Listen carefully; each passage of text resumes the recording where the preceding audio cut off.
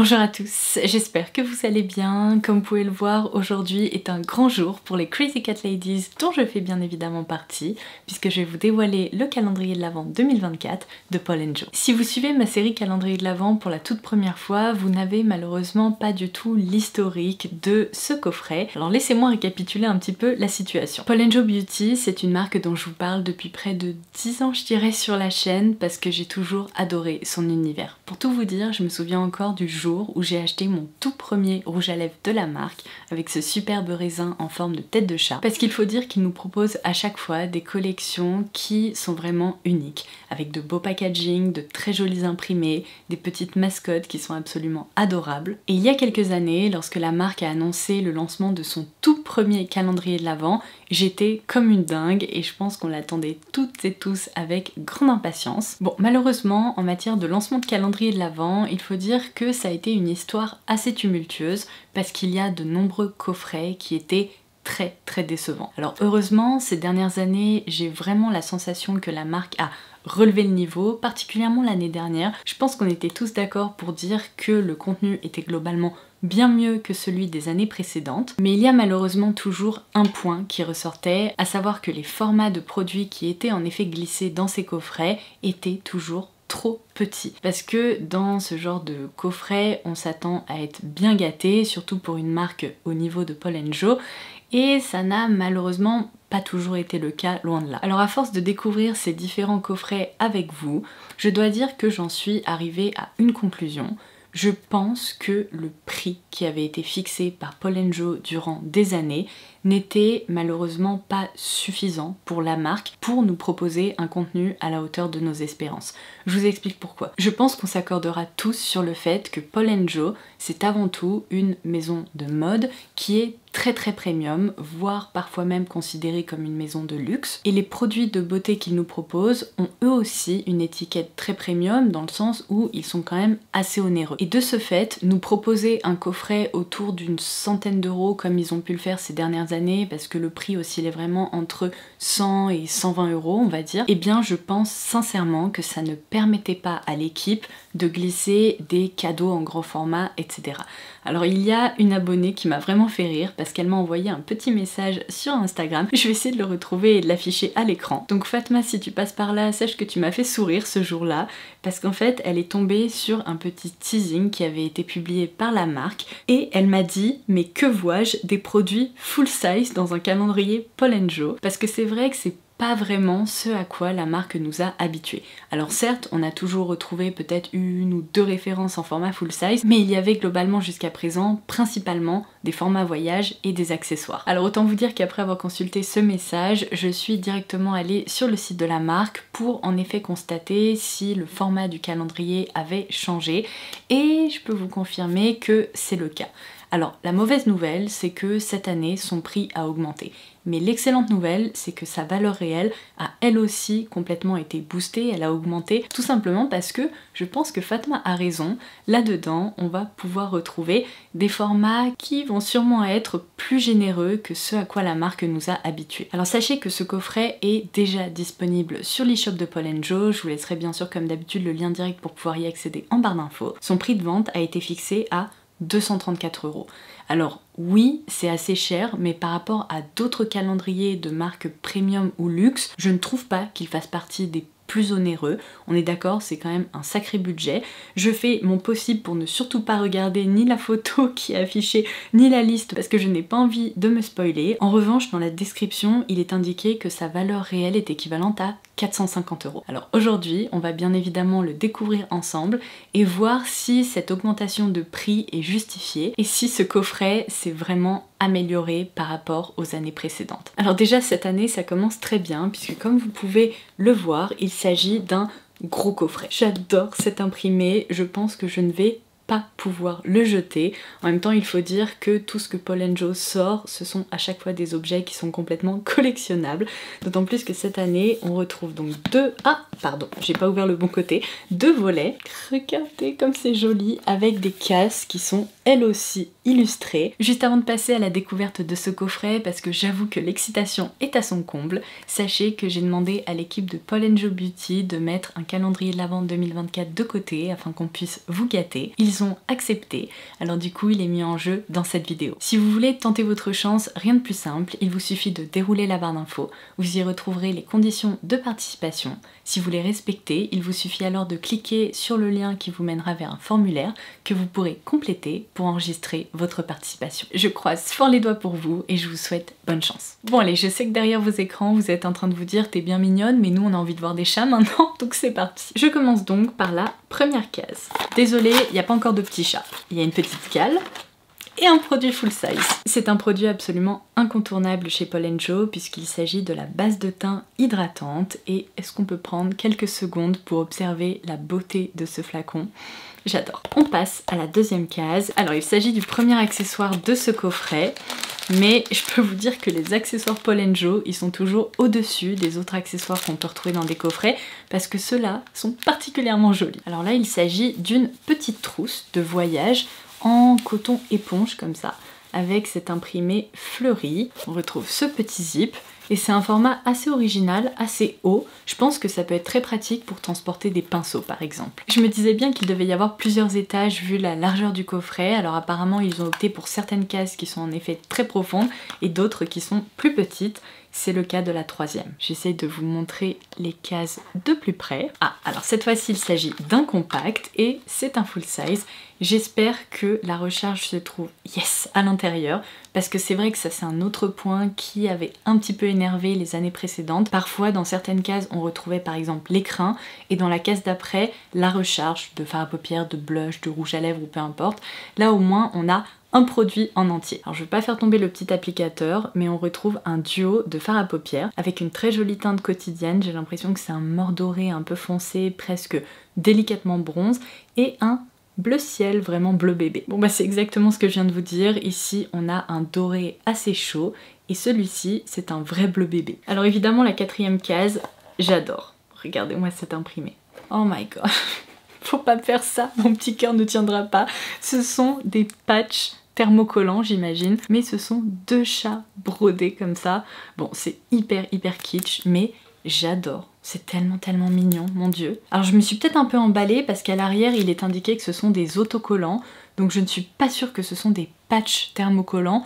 En tout cas je peux vous dire que ce sont les autocollants les plus qualis que j'ai pu voir de toute ma vie. Oui bon, clairement à l'arrière il est indiqué que ce sont des autocollants, donc on peut s'en servir par exemple sur son ordinateur. Le pauvre calendrier, à force de tirer des cases, il commence à être tout bancal.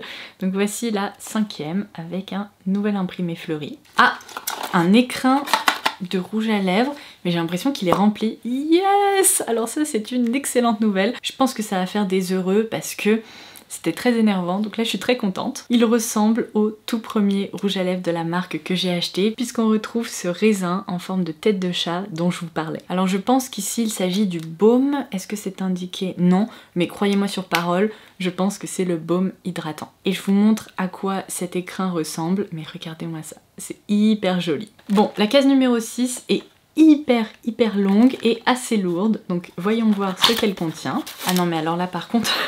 Si c'est un parapluie avec des têtes de chat, ça va être le seul que je vais garder. Et celui-ci, autant vous dire que je ne le perdrai pas, parce que j'ai une sale tendance à perdre mes parapluies. Alors là, oh waouh, non mais j'adore. Ah, mais je pense que c'est à la fois un parasol et un parapluie, je pense. Ça doit protéger des UV. Alors bon, je pense que si je sors avec mon ombrelle, les gens risquent de me regarder un peu bizarrement. Mais je comprends le principe. J'adore, c'est un parapluie avec... petit chat Paul & Joe. Non mais ça c'est trop mignon. Je sais, vous êtes en train de vous dire oh là Laura n'ouvre pas un parapluie à l'intérieur, même si je ne suis pas superstitieuse comme ça. Je vais juste essayer de vous le montrer. Le voici. Dites-moi que c'est pas le truc le plus mignon que vous avez vu aujourd'hui, parce que en tout cas c'est le cas pour moi. Case numéro 7, un autre produit full size. Bon pour le moment ça se passe très bien. Qu'est-ce que c'est? En fait non, je pense que c'est un format voyage, mais c'est un très beau format voyage parce que c'est une autre déclinaison de leur base de teint. Cette fois-ci c'est la version protectrice et elle fait 15 ml par rapport au gros full size que je vous ai montré tout à l'heure qui en faisait 30.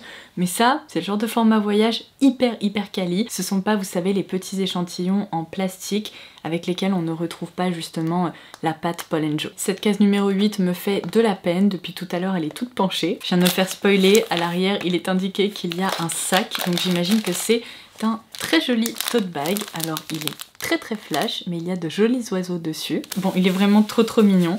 C'est pas tout à fait un tote bag, en fait c'est un petit sac presque de course comme ça. Donc il y a deux anses, ce joli imprimé avec des fleurs et des oiseaux qui est également recto verso. Et d'ailleurs il y a même une petite poche juste ici. Bon, la case numéro 9, sans surprise, elle fait également partie de mes préférées. Je l'adore. On a une crème pour les mains dans un format full size avec une tête de chat et un imprimé plaid écossais. Non mais j'adore, faut pas me prendre par les sentiments comme ça. C'est vraiment trop chouette. Pour moi c'est presque un petit objet de déco finalement qu'on pose avec plaisir sur sa table de nuit. Alors je vais essayer de la sentir, d'autant plus que mon dieu, mais quand je vous dis que j'ai ma main qui est complètement abîmée, un peu de crème pour les mains ne sera pas de trop. Bon, sa texture est hyper fine, assez classique si vous connaissez les crèmes pour les mains Paul & Joe. Alors le parfum me rappelle un peu l'odeur d'une mandarine, mais il y a un fond un petit peu floral, délicatement poudré. Il doit y avoir une petite touche de fleur d'oranger aussi dedans. En tout cas c'est très agréable. Case numéro 10. Oh, je crois que c'est un baume. Ah non, c'est un blush, encore mieux. Regardez-moi ça. Trop beau. C'est de nouveau un full size. C'est le Gel Blush Limited dans la teinte 001. Alors je viens d'appliquer de la crème pour les mains, du coup ça glisse. Mais c'est très joli. C'est un rose pastel avec un petit sous-ton lilas. On retrouve l'odeur des produits teints Paul & Joe. C'est incroyable. C'est si propre. Il y a un côté un peu boudoir tout doux, j'adore. Ou alors ça je pense que finalement ça va presque être un highlighter, en tout cas vu la texture un peu effet baume, assez glowy, qui joue sur la transparence. C'est quand même assez éclaircissant je dirais, donc ça sera, regardez, sûrement un highlighter. Case numéro 11. Un autre accessoire, qu'est-ce que c'est? Ah non, c'est pas un accessoire, c'est un rouge à lèvres. Je reconnais ce packaging, c'est une autre déclinaison en fait des rouges à lèvres qu'il propose. Mais regardez-moi ça! Ça c'est typiquement le genre de produit qu'on pose sur son vanity ou dans sa salle de bain parce que trop beau. Vraiment à l'image de la marque. Ils nous ont refait le coup, c'est uniquement l'écrin. Donc j'imagine que dans la case suivante, il va y avoir la recharge à glisser à l'intérieur. Espérons que la recharge soit dans celle-ci, qui est très jolie, parce que sinon bah, l'écrin va rester là tout seul. Ça m'a l'air un peu lourd. Ouais, bah, c'est pas du tout une recharge de rouge à lèvres. Il s'agit de leur gel démaquillant qui se présente comme ceci. C'est ici un format qui fait 50 ml. Donc je pense qu'on peut considérer que c'est un format voyage, mais un grand format voyage. Et j'ai déjà utilisé du coup les tout petits formats qui devaient faire 5 ml qu'on a déjà eu dans de précédentes éditions des calendriers de l'Avent. Donc c'est sûr que 50 ml c'est bien mieux. Ça c'est la 13, trop mignonne avec des petits cœurs. Un vernis je crois. Alors, un top coat? Qu'est-ce que c'est? Ah bah non, ça c'est hyper pratique parce que j'aime beaucoup leurs produits pour les cuticules. Vous vous souvenez peut-être qu'on a souvent eu, vous savez, une petite baguette avec un petit pinceau au bout pour justement hydrater les cuticules. Alors là, c'est l'huile pour les ongles dans un super beau packaging. C'est bien entendu un full size. Non mais il n'y a rien à dire, c'est un produit qui est hyper luxueux et très joli. Et bah dis donc, la 14e case se pose là. C'est un peu le même format que celle dans laquelle on a retrouvé le parapluie. Seulement, elle est plus légère, donc un coussin? Je crois que c'est un coussin. Trop mignon. Alors il faut surtout pas que je mette ça sur mon canapé parce que clairement Sam va le prendre en se disant cool, un nouveau jouet. Sauf que j'ai pas du tout envie qu'il l'abîme.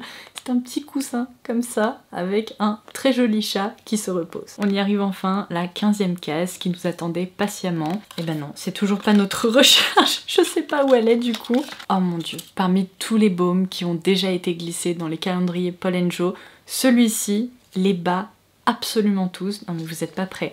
C'est tellement, mais tellement mignon. Oh my god, j'adore ce packaging. Non mais laissez-moi vous dire qu'une fois que j'aurai terminé le baume, je vais m'en resservir en tant que petite boîte pour y glisser des petites choses. Oh, mais attendez, il est encore plus beau que ce à quoi je m'attendais. Je pensais que ça allait être un baume transparent, mais c'est pas du tout le cas. Regardez-moi ça. Alors déjà, tous les baumes Paul & Joe comme ça dans des petits pots sont assez gélifiés, mais il y a une superbe couleur, j'ai un peu de mal à vous montrer, mais une superbe couleur rouge bordeaux profond comme ça. Et il possède un petit parfum mentholé hyper rafraîchissant. Je vais en prélever un petit peu. J'ai pas envie de l'abîmer. Tout est trop beau en fait, c'est ça le problème avec les produits Paul & Joe. Une fois prélevé, ça ressemble à un petit rose assez intense comme ça. Je vais en tapoter un petit peu sur mes lèvres. Ça dépose une jolie couleur. Ouais, je vous confirme qu'il y a un effet rafraîchissant sur la bouche, ça brûle pas, ça pique pas, mais vous savez, il y a ce petit côté un peu comme si on venait de manger un chewing-gum finalement. Enfin, manger, plutôt mâcher, bref, vous me comprenez. Case numéro 16. Je suis en train de me dire que si je ne trouve pas de recharge pour le rouge à lèvres dans les cases restantes, peut-être qu'en fait c'est un écrin supplémentaire qu'on peut utiliser avec le fameux baume que je vous ai montré il y a quelques minutes. Je ne sais pas, mystère, on verra bien. Alors, c'est très très joli ça. Il s'agit donc d'une autre déclinaison d'une de leurs bases de teint, cette fois-ci qui apporte de l'éclat. C'est la Sparkling Foundation Primer qui se présente comme ceci.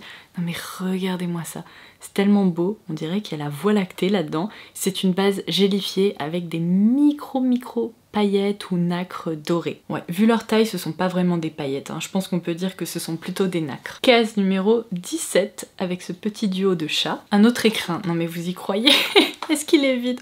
Pitié. Cette fois-ci, il y a bien un rouge à lèvres dedans. Alors du coup, celui-ci est sublime.